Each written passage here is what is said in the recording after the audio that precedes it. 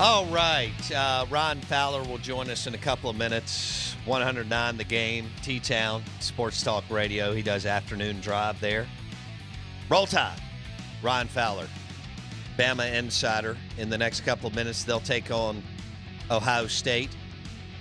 LeBron James, big Ohio State fan. He was trolling Clemson and Dabo over the weekend when Ohio State took Clemson to the woodshed.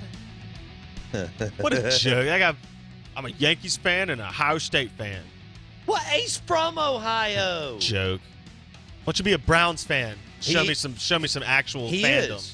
He is. I'll never see him in Browns gear. Well, just wants to be a winner. He went to an Indians game and he wore a Yankees hat. Did he really? When they were in the playoffs, trying to win a World Series. Well, don't give me. He's from Ohio. Anyway, you LeBron. God, you're selfish. Out of bounds, 105.9 The Zone. Yes, but we have established either in the first hour or second hour that Blake's selfish, and he is trolling Saints fans. How unbearable is Monday going to be if the Saints lose? I'm not sure if you should come in. Dude, the day after the Minneapolis Miracle, I thought Hull was going to string me up in the studio. Man, he was so... And I didn't have to do anything. I just kind of just sat there. Well, this is why you are right. You're selfish. He was distraught after the game and the way it played out. And then you decided to come in and rub salt in the wound. Skull. It's just... that was tough. Oh, man. I do need the Saints to make it to the Super Bowl. I love Russell Wilson, and I love Aaron Rodgers, and I love watching the Packers and the Seahawks play. But, I need Drew and number 9, the GOAT, to make the Super Bowl. But this will be it, so you better cherish every minute of it. The most spectacular MVP GOAT of the New Orleans Saints organization, and it is not even close what he has accomplished since he and Sean Payton hooked up in New Orleans after Katrina. Odds we see a better quarterback wear the black and gold in the next 20 years. Slim to none. Seriously. But I say that, and then there's so many good ones today compared to 25, 35 years ago. But there's not. Are they great? That's true. See, here's the difference. There are going to be guys who reach the plateaus in terms of career numbers that these greats of today, or the greats that are ending their career, have hit because they didn't throw. Brett Favre didn't throw the ball the way guys throw today. Dan Marino didn't throw it, but it gets more and more every few years because you see the way the game evolves. So there will be people who surpass maybe the career numbers eventually, but will there be people who play at the level? Frank Gore has a ton of rushing yards, but he's not the running back Adrian Peterson was, or ever. He never was. Right. He's never been Derrick Henry. Whew. You know what I mean? Henry. But Frank Gore may finish with 10,000 more yards than Derrick Henry. We don't know. I see what you're saying. Look, Drew's the GOAT. And I think he is, as much as I hate the Saints, he is underappreciated in terms of greatest of all time when you rank quarterbacks. He's never in the top 5. He's never in that conversation. Well, that's where he played. Exactly. Okay. Even though New Orleans is now a winner, they're not New York, Dallas, Chicago, Green Bay. These blue bloods, the Redskins when I was growing up, I'm sorry, I guess you can't say it, the Washington football team was unbelievable with Gibbs, Theismann, Riggins, and their line of scrimmage play. Parcells, New York, even San Francisco. That's a West Coast team that rarely gets the love. But you think about the Steelers, the Cowboys, the Redskins, the Patriots, and the Giants and Lambeau and Green Bay. And you're right, Blake. It's some of it's where he played. And maybe some of it his stature. I know that sounds weird, but he's not 6'4" and all that kind of stuff. The Out of Bounds Show, 105.9 The Zone, ESPN. We're streaming live on the Out of Bounds radio app. You can watch the show on YouTube. All right, search Out of Bounds Sports. You can see the studio and everything that's going on. within the show. We have a lot of fun with it. We've got a beautiful, beautiful studio that we built a few years ago, and we look forward to doing more stuff in here, like our food segments and our drink segments and all the nonsense that we do. Hell, at one point, Jake Mangum and I were playing cornhole on video. You played beer pong camera. in here, remember? Oh, I played beer pong. When the world went to when the world melted in March in COVID, we were like, we need to think of some things to do. I played beer pong on during the show. It might be one of the worst radio segments ever. But I'm not, I'm okay with it. I'm okay with it. I'm proud of it. Yeah, who's going to tell us we can't? Right? That's right. That's exactly right. I forgot about that. Yeah, we played beer pong in the studio in March. Facts. On live camera and radio. We'll have to do that again. Why not? But we need to bring in a P1. Yeah. Like Kendall or someone like that, or a client, and we'll play against each other. You think Ryan's ever played beer pong? I don't know, but we're going to welcome in Ryan Fowler, Roll Tide Insider, 109 The Game, afternoon drive. Bama, baby, going for another natty. But we want to start. First of all, Ryan, good morning. How are you, buddy? Hey, Ben, I'm great. And to answer the question, no, I've never played beer pong, but I could do sweet tea. I mean, would that work? I mean, would that be an option? Sure. You do sweet tea, I'll do beer. Okay. All right. Okay. Perfect. Okay. Hey, did you go to the semifinal game? I did not. Did okay. not. Because, I mean, everything now is done. You and I have had these discussions before with the value of actually going and sitting in a press box. Sure. You there's not that much value, especially when you're doing everything virtually. Yeah. And it's, what we used to do is we set up a week prior to the game and do live audio Radio Row there, but there is no Radio Row. Right. And there's not going to be one for the championship. So there's really, like this weekend when you look at Miami, you're like, okay, do you spend $3,000 to go down? There's no Radio Row. You're going to have to do it in your hotel. So this is the first championship game that we're just not. I mean, we're going to cover it, but we're going to cover it virtually because I just don't see the need of going in the press box and then logging into Zoom and covering it from there. That's nonsense. I don't blame you, buddy. Ron Fowler, Bama Insider, T-Town Sports Talk Radio. All right, Sark to Texas. He obviously communicated with Saban. There's no bad blood. He's going to coach all through the Monday night. But in the big grand scheme of things, he did a magnificent job, Ron. What does it mean, losing Sark? I think it's going to be huge when you talk about losing a guy. Because, listen, we had discussions here that could Sark pay off in being loyal to Alabama and Nick Saban, and let's say 3 years from now, 4 years from now, Nick Saban decides to hang in the headset, then I think Sark could be one of those guys that you could see is promoted to that. And we kind of started having that conversation, especially, when he turned down the interview at Auburn, and we said, okay, well, what's he up to? Alabama was going to offer him, I think, over $3 million a year to be the coordinator. He's already the highest paid coordinator right now, so they were going to amp that up. So it does mean a lot, but I think this is where it's going to be a little bit different. Lane Kiffin was in a recruiting area where he had to go and start building Florida Atlantic. He's trying to juggle everything. Where the early signing period helped Sark out, but I think the other thing is Sark knows the pressure that he was under and placed in that offensive coordinator role because of maybe Lane Kiffin's behavior, if you want to say it that way. And look at it, Sark, he's going to take that as a responsibility of not placing that on somebody else. I think he'll do as good of a job as he could possibly do. And I think he's got a lot to gain. I mean, Texas is going to try to ride this coattails of Alabama. We saw their tweets last night after the Heisman Trophy. Texas puts out an image, congratulating their coach on producing another Heisman, winner. I'm not kidding. Go look at it. Texas put out a photo. I know. It did. I mean, I know. Yeah. Florida did the same thing with Mullen, with Dak Prescott, and so it happens. I think the Lane train took credit for Devontae Smith too. Oh, well, okay. Well, and I mean, Jeremy Pruitt did it a couple of years ago with taking credit for all the defensive guys that went to the NFL.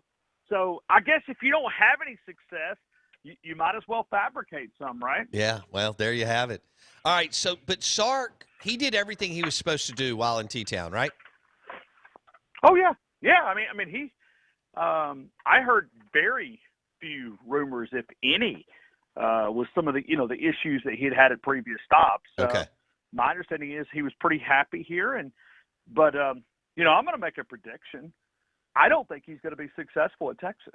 Really? I don't think Texas. I don't think Texas has a coaching problem because they've had quality coaches.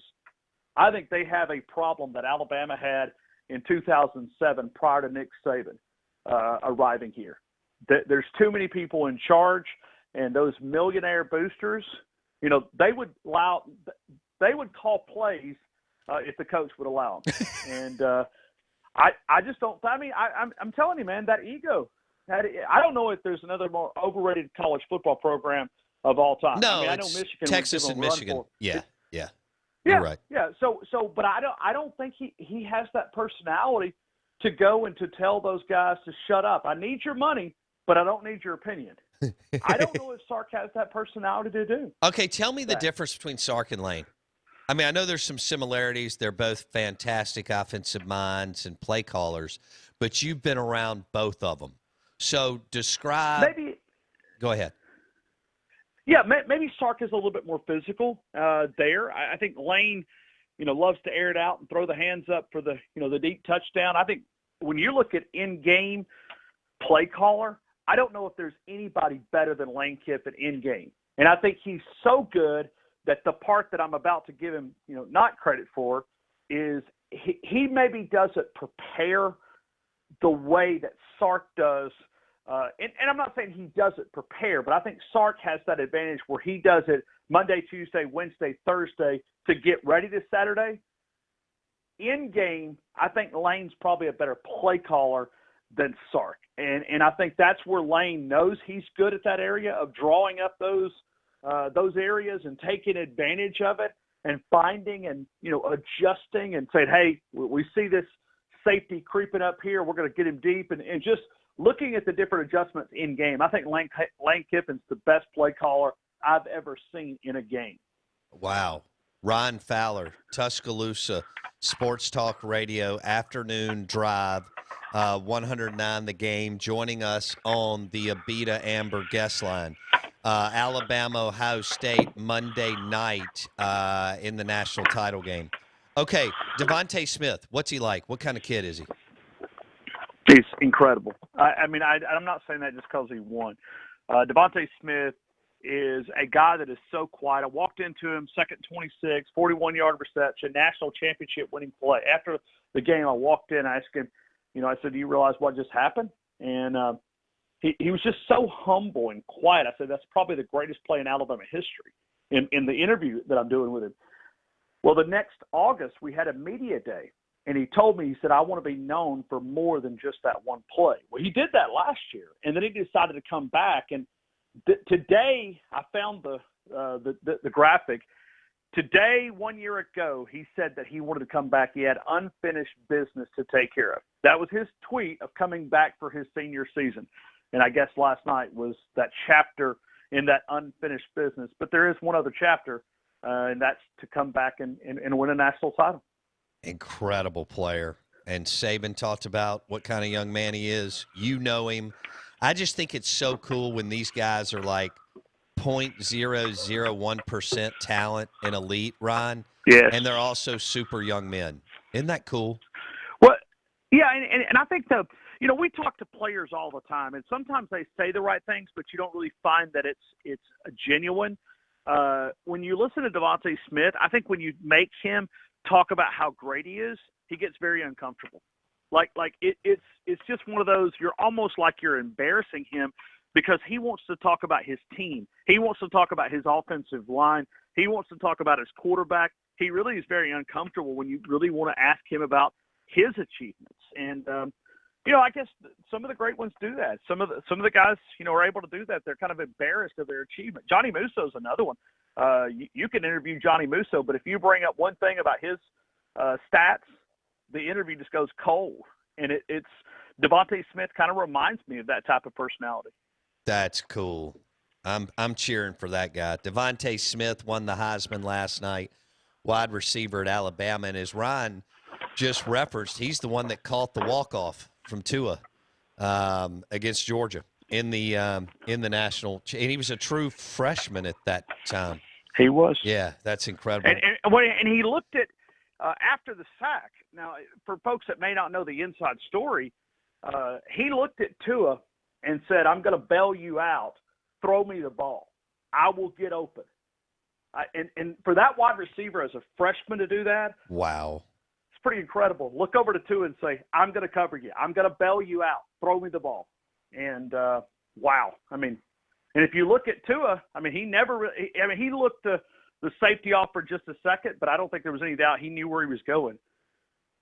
Man, Ryan Fowler, Tuscaloosa Sports Talk Radio on the Out of Bounds show. All right, what's the latest on Jalen Waddle? I mean, he had a high ankle sprain and fractured his right ankle October 24th. Evidently, he practiced yesterday. Is he going to play Monday night? I was told by a source that I spoke to Jalen on the practice field early last week, and he told me he was 60 to 70%. Nick Saban confirming yesterday to Chris Lowe on ESPN that he has been cleared medically, and we'll see what Jalen Waddle's going to be able to do. They had a brief practice yesterday. Very brief, and it was just more of kind of shaking the rust off. I think they'll really start the game preparation phase because they do it, a Tuesday practice is going to be a couple days late, a Wednesday practice is a couple days late, and so now they'll start that game prep where they don't lose any of, the things that they do. The things that they do on Monday will be today, Tuesday, tomorrow, the run install, pass install, and then get ready to go to Miami.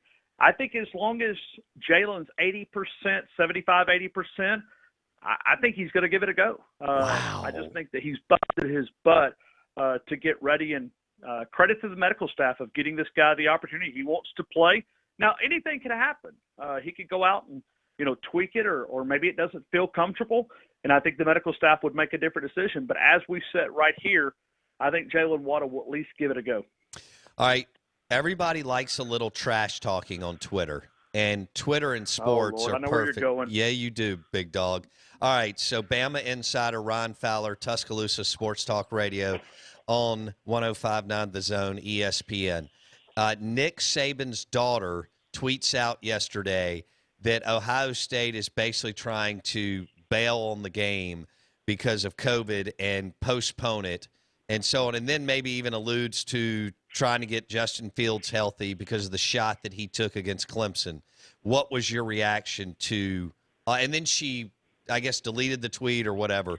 What was your reaction to all that, Ron? Yeah, and she even put up an apology tweet yesterday as well, and that was late last night. So I think Kristen probably overreacted a little bit. Listen, she was probably saying what all of us were thinking, because if you say it, if I say it, it's not really a big deal. It's just kind of, hey, what we're thinking.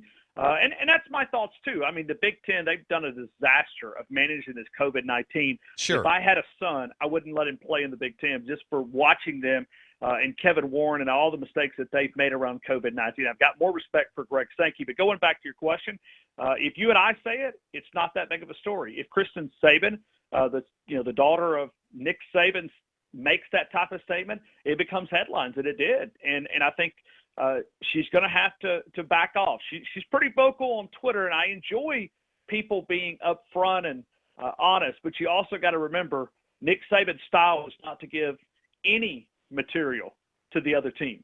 I mean, I can tell you what he's going to say about every team next year on a Monday. Tremendous players. I don't care if they're a 1-2, a 1-12 UTC Chattanooga team. He's telling me that, they got NFL play. I mean, he just does that. And it's totally against what he stands for. Something tells me that butt chewing might have went to his daughter for yesterday. Wow. All right. Yeah, sure. Blake, jump in here. Ron Fowler, Tuscaloosa Sports Talk Radio, 2 to 6 afternoon drive. I can't believe this dude does 4 hours. Yeah. I mean, we do 3. On Alabama third-string left tackles. Well, I did 6. I did 6 last night because we did the Heisman celebration. So we did 6 hours last night, just rolling with phone calls. What in the world are you thinking? I mean, it was how many times do you have a chance to cover a Heisman? No, you're right. I mean, you're right.